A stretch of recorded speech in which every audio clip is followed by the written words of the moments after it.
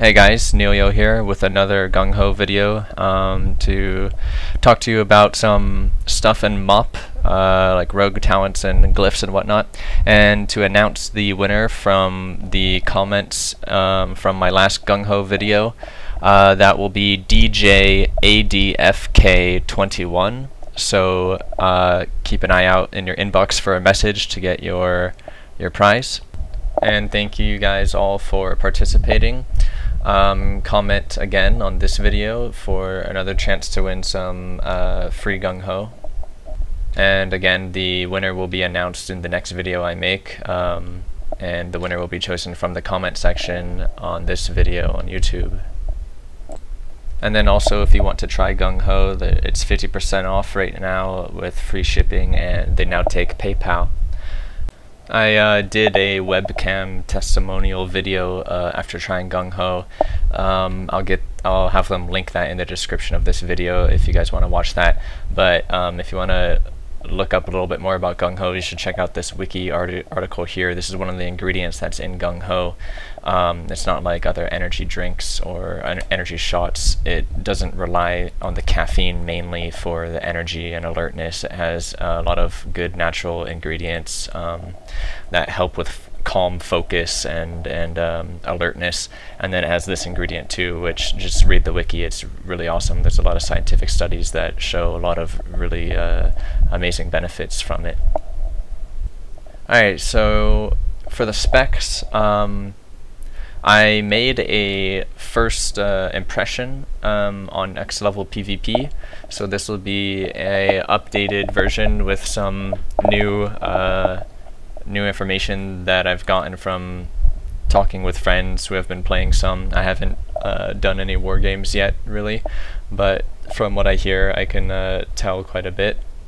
So first off, first tier, the first row, I originally thought that that the ability on the far right would be the best one, reducing the energy costs on your opener, removing the energy cost on your opener so that you can burst harder. Because I didn't realize that Subterfuge, the middle talent, the one that keeps you stealthed for a few seconds after opening, I thought that the way that talent would work is that you would just stay stealthed, but like basically just stay invisible to enemies, but after you use your opener, your bar changes to your non-stealth bar. I didn't realize that the bar stays, and I just didn't think it through, I guess, all the way. So it's basically like a little mini shadow dance on your opener, and that's much better than the way I thought it would be. So that'll allow you to do openers like say pre-med, slice and dice for the energy regen, and then cheap shot and ambush once or twice maybe into a garrote or kidney shot. You probably want to garrote before kidney shotting because you're going to be running out of time on that little stealth thing. You'll probably only have time for like 2 abilities. You might have time for 3 if you like overlap a little bit, because it is 3 seconds, but GCD being 1 second plus a little bit of delay from any ping that you might have, even if it's a low amount of ping, means it's going to be really hard to get, you know, a perfect 1 second global every single time.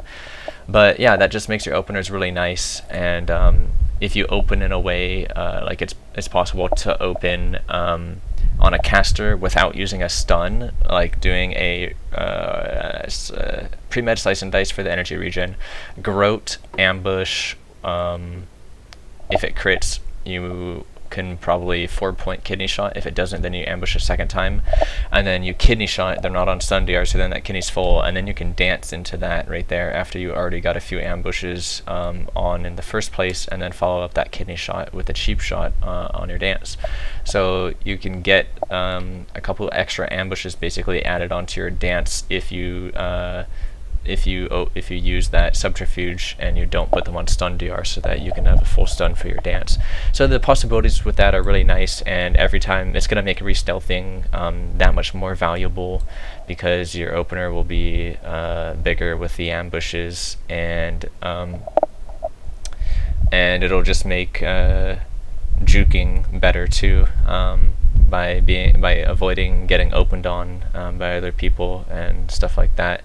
And since it will be sort of like a mini dance, you can actually open, like for a peel, it'll be really nice. Like if you vanish cheap shot somebody, then you can immediately focus cheap shot the person next to you if you're needing to peel 2 people off of your healer or your other teammate. So that ability is a clear winner. Subterfuge. Alright, so second row here between Deadly Throw, Nerve Strike, Combat Readiness.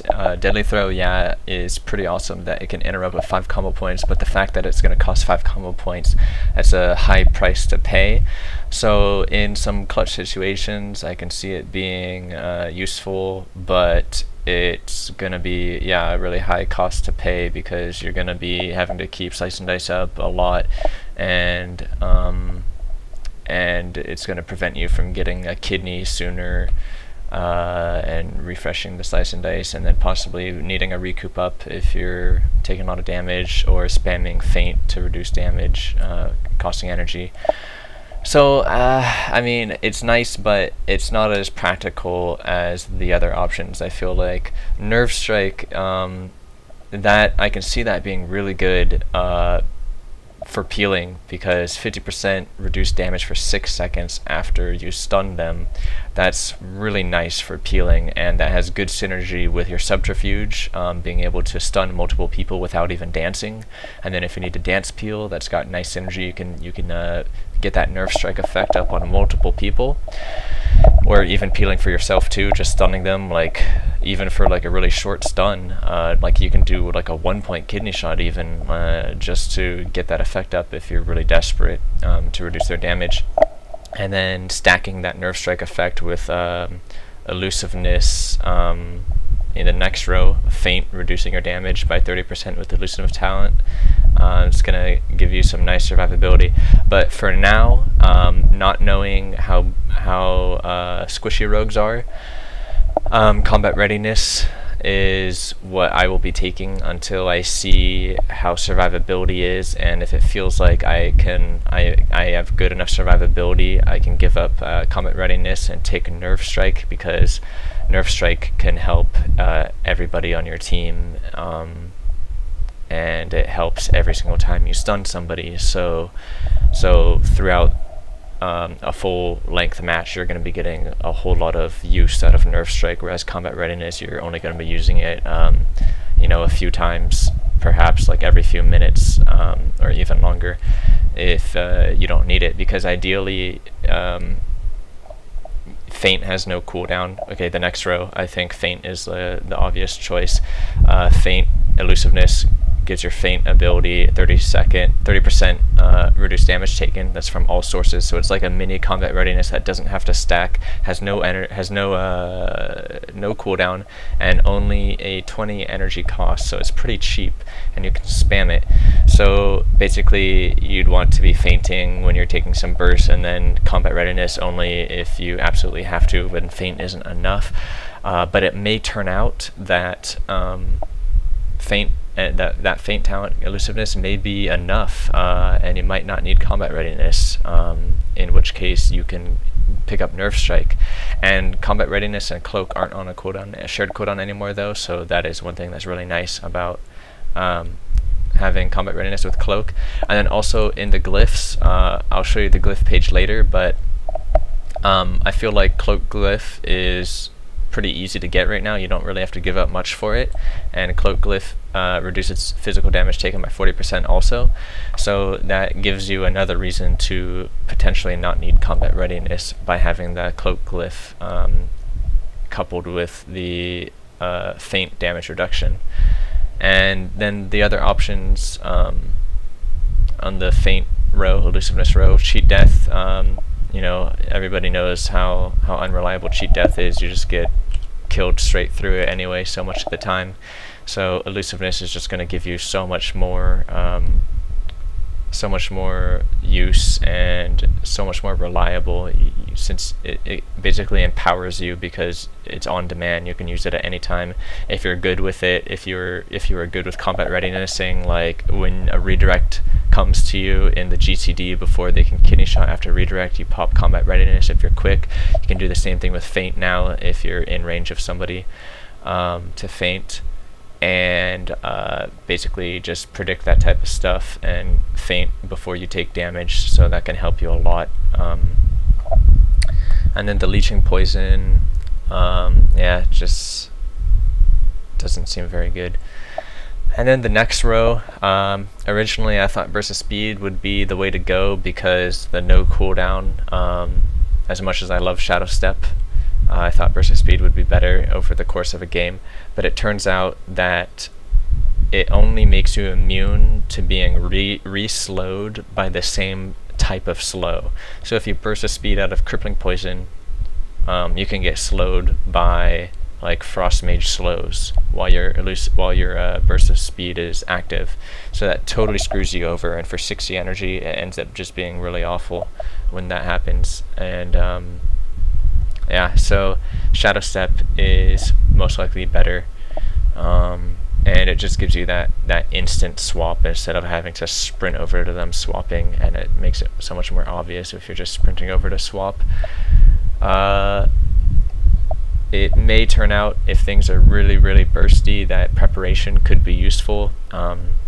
Maybe as a secondary spec you can go prep and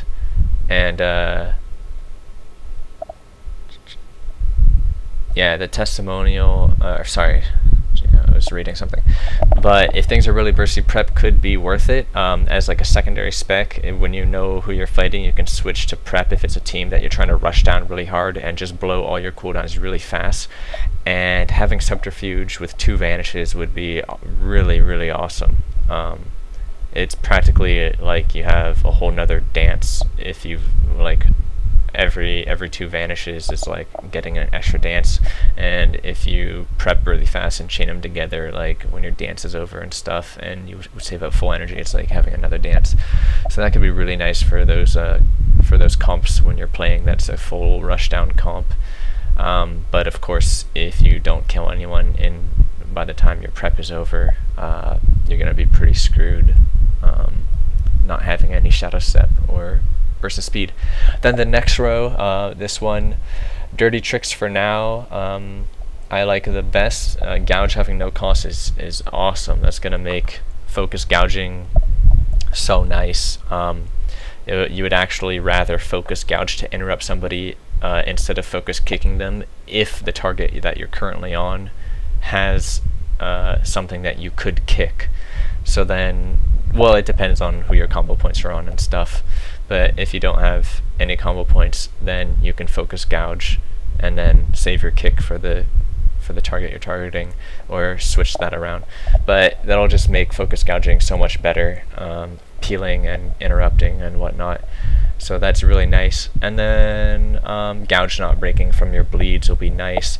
The blind part of dirty tricks, blind not breaking from your poisons and bleeds, isn't going to be that big of a deal, because in glyphs you're still going to need to get blind glyph because of your teammates' dots, unless you're playing with a team comp where nobody has any dots that they're going to use. I'm not sure about the mage changes and stuff. Maybe, I don't know, I think mages are still using Frostfire Bolt, so you would still want blind glyph for that. So yeah, unfortunately taking dirty tricks doesn't mean you can give up blind glyph and benefit from getting another glyph. Paralytic poison, if you have that talent,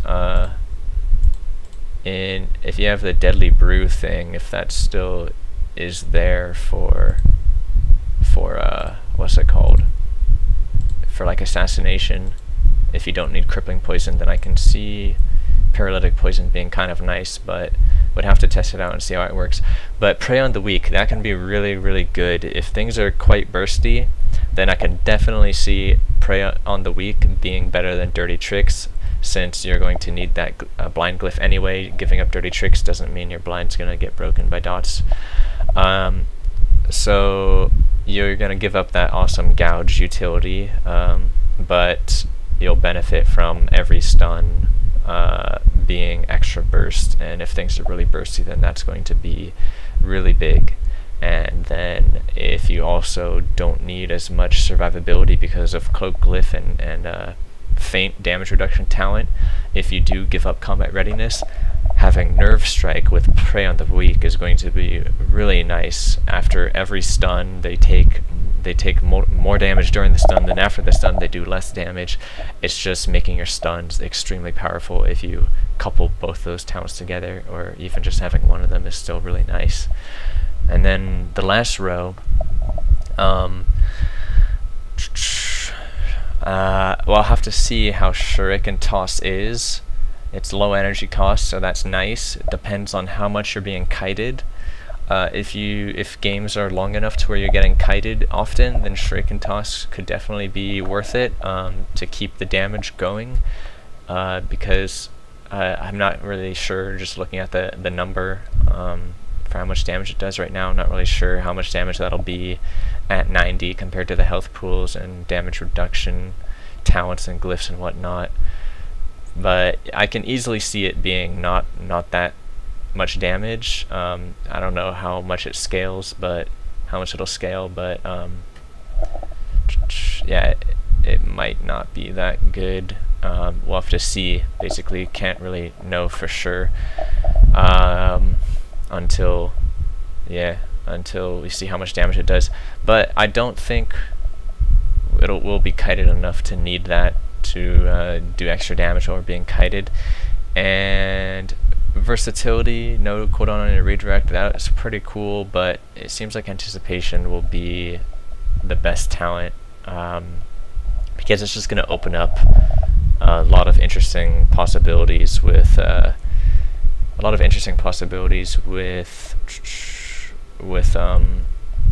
combinations, like saving combo points and stuff, like doing a kidney shot straight away, having 5 combo points still for a full eviscerate and stuff like that. And that helps a lot with Shadow Dance and Subterfuge. It has really good synergy with both of those abilities, because those are both abilities where you're going to be gaining combo points really fast, and in the past a lot of times it'd be worth it to just continually ambush instead of eviscerating because of ambush crit chance being so high. But now I don't think the ambush crit chance is that high anymore, so it'll definitely be worth it to it wouldn't be it wouldn't be worth it as much to continually ambush and go over 5 combo points.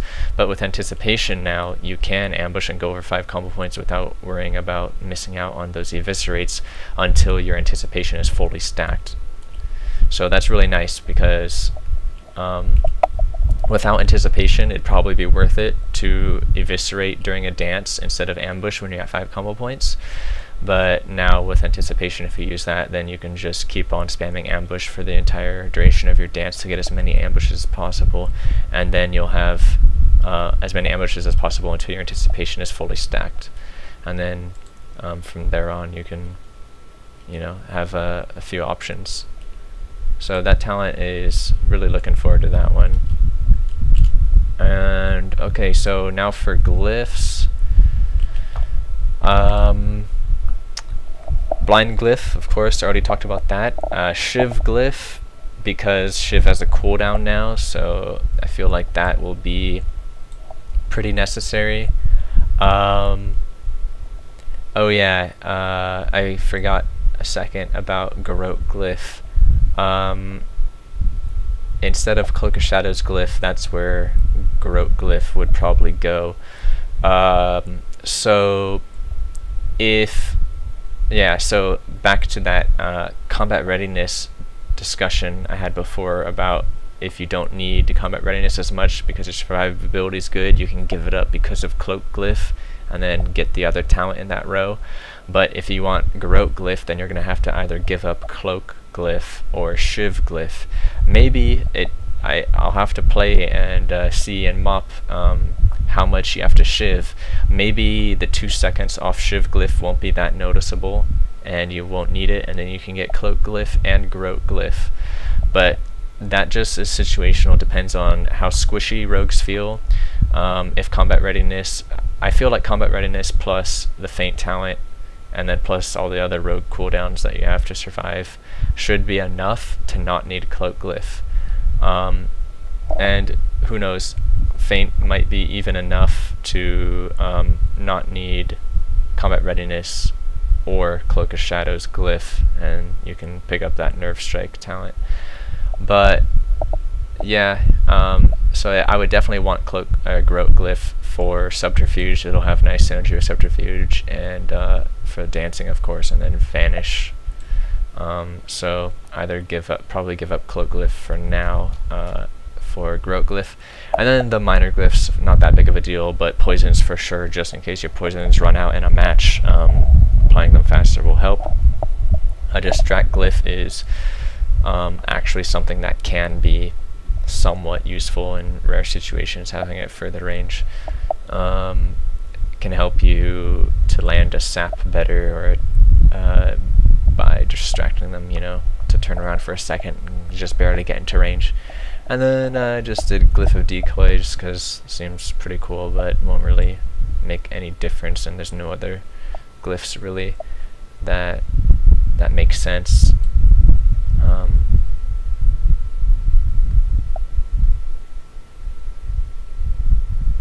I don't really know what Glyph of Detection does. If Glyph of Detection helps you see stealth better, then I'd exchange Decoy for that. But yeah, alright, so that pretty much wraps everything up. Thank you guys for listening. Until next time.